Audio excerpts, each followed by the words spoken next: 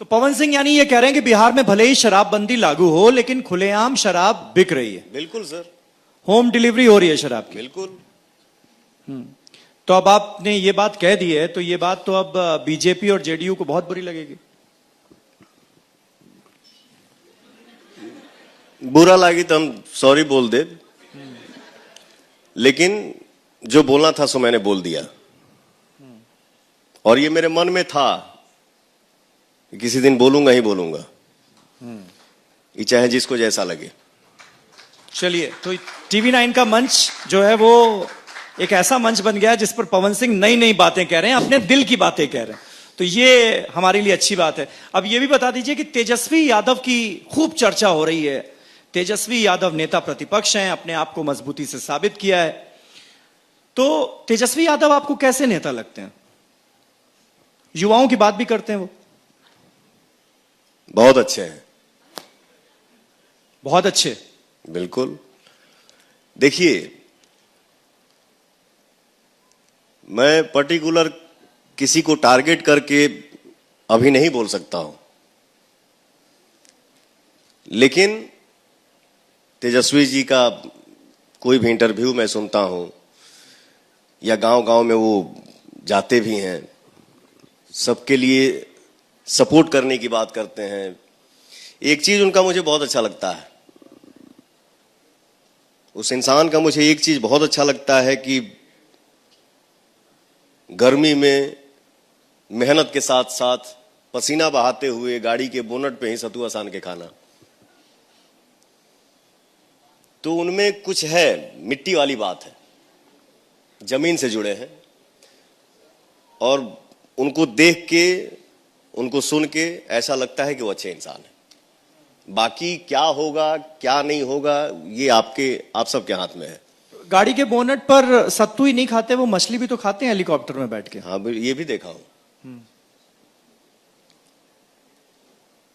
तो खाते हैं तो ये कोई गुनाह थोड़ी करते हैं। अच्छा, प्रशांत किशोर की इस बार बहुत चर्चा है। प्रशांत किशोर आपको कैसे लगते हैं? वो कह रहे हैं कि हम ऑल्टरनेटिव पॉलिटिक्स लेकर आए हैं, नई बातें कर रहे हैं।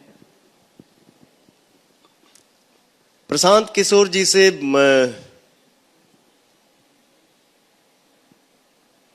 मैं मिला नहीं हूं अभी तक। एक इंटरव्यू में देख रहा था, हमारे गांव का एक बाजार है जिसका नाम है सरैया। तो सरैया में गए थे तो ऑडियंस ने पूछा, आप पावर स्टार के क्षेत्र में आए हैं, क्या कहेंगे? तो उनके मुंह से जो वर्ड निकला ना, वो मुझे अच्छा नहीं लगा। क्या कहा उन्होंने? उनके मुंह से ये निकला कि राजनीति किसी का बपौती नहीं है। सर, ये तो खैर अभी बोलूंगा नहीं, बट मुझे अच्छा नहीं लगा। अब मान लीजिए कि आपके गांव में हम जाएंगे, आपका नाम पूछेंगे तो लोग यही कहेगा ना कि आप फलानवा के गांव में आए हैं, ये फलाना का घर है। अब वहां जाके आप उल्टा जवाब देंगे कि राजनीति किसी का बपौती नहीं है, तो ये सुन के अच्छा नहीं लगा। प्रशांत किशोर तो इसी मंच पर बोल के गए तेजस्वी यादव को नवी फेल, और ये भी कहा उन्होंने कि मैं ये कहता हूं तो क्या गलत कहता हूं। मैं चैलेंज देता हूं आज इस मंच से कि वो मैट्रिक पास करके दिखा दें। नहीं कर पाएंगे। नवी फेल क्या विकास करेगा?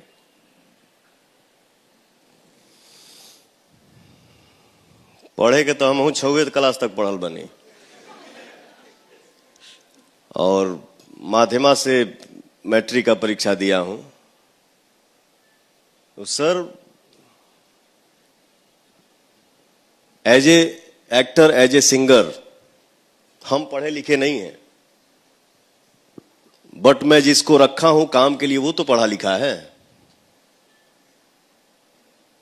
विकास, प्रगति जो आप यहां से सोचेंगे ना सर, विकास के लिए बहुत पढ़ाई की जरूरत नहीं है। विकास के लिए ये शुद्ध होना जरूरी है और यहां श्रद्धा होना जरूरी है। बाकी हमार जे मान ली कि अकाउंटेंट बा, जे हमार मैनेजर बा, वो पढ़ल लिखल बा ना, वो तो हमको बताएगा ना कि भैया ये करना है। हम लोग ये करेंगे तो अच्छा होगा, हम लोग ये करेंगे तो आगे बढ़ेंगे। तो मान ली कि हम पढ़ल लिखल ना है तो हम खिलाफ ना बोलब, मैं भी अनपढ़ हूं। तो विकास के लिए बहुत ज्यादा पढ़ाई मायने नहीं रखता है सर, उसके लिए दिल चाहिए, ये चाहिए, उससे विकास होगा। अब आपने ये जो कहा है ये बिहार में बड़ा वायरल होने वाला है, क्योंकि आपकी बातों से ऐसा लग रहा है कि आप तेजस्वी यादव के फैन हो गए।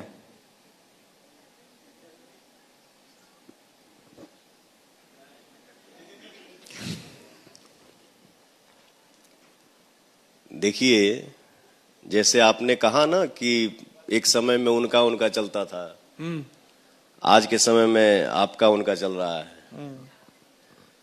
तो हम लोग माइक पे कुछ भी बोल दें, बट सामना सामनी होगा तो सर या तो किसी का आदमी पैर छुएगा, नहीं तो हाथ मिला के गले लगेगा। तो तेजस्वी जी हमारे बड़े भाई जैसे हैं, मैं उनको बड़ा भाई मानता हूं, और इससे ज्यादा क्या कह सकता हूं सर। चलिए ठीक है, अब इस पर कोई विवाद होगा तो वो आगे देखी जाएगी, लेकिन एक और विवाद है जिसका जिक्र कर लेते हैं, और वो विवाद शुरू हुआ मुंबई में कि महाराष्ट्र में रहना है तो मराठी बोलना है। आप तो अब बॉलीवुड में भी काम करने लगे हैं, मुंबई आते जाते रहते हैं, मराठी आती है आपको? बोलेंगे मराठी? हमारा मराठी ना आवेला। मेरा बंगाल में जन्म हुआ, तो कौन जरूरी बा कि हम बंगला बोली? हमको नहीं आता है, नहीं बोलता हूं, मुझे लगता है मैं नहीं सीख पाऊंगा। हिंदुस्तान है ना सर, हिंदी बोलने का हर जगह मेरा अधिकार है। अब ये कौन सा ये हुआ कि हम महाराष्ट्र में रहते हैं, काम करते हैं, तो हमको मराठी आना ही आना है, आना ही चाहिए। ये सर इस टाइप की जो बातें जहां से निकल रही हैं उसको और कुछ नहीं बोल सकते सर, इसको सिर्फ और सिर्फ अहम बोलेंगे। ये अहम है, ये अहम है, ये घमंड है। बिल्कुल। लेकिन अब आप तो काम करने के लिए तो आप मुंबई जाएंगे, बिल्कुल। तो राज ठाकरे की पार्टी के कार्यकर्ताओं से डर नहीं लगेगा क्या? क्या करेगी, जान मार दी। जान मारने से ज्यादा तो कुछ हो नहीं सकता है। और ऐसे मैटर में आदमी जाएगा तो शहीद हो जाएगा महाराज, वो नाम कभी मर ही नहीं सकता है, मार दो जान। बट मराठी नहीं आती, नहीं बोलता हूं, और मैं वहां काम भी करता हूं और करूंगा आगे।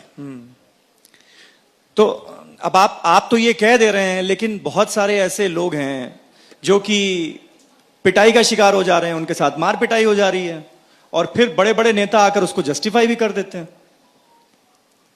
तो वहां रहने वाले बिहारियों को पवन सिंह क्या संदेश देंगे या क्या भरोसा देंगे? मैं यही बोलूंगा, जो हमारे यूपी से, बिहार से, झारखंड से,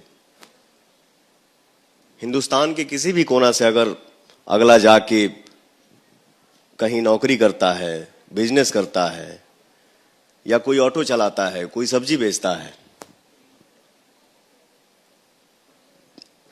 अच्छा ये बताइए, महाराष्ट्र के लोग बिहार में नहीं काम कर रहे होंगे? नहीं यूपी में काम करते होंगे? नहीं झारखंड में काम करते होंगे?